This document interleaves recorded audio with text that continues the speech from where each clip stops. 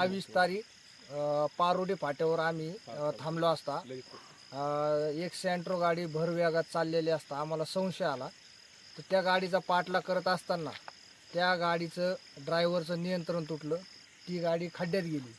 त्या गाडीची आम्ही पाहणी केली असता आम्हाला त्याच्यामध्ये जर्सी नर जातीचे गोवंश सापडले.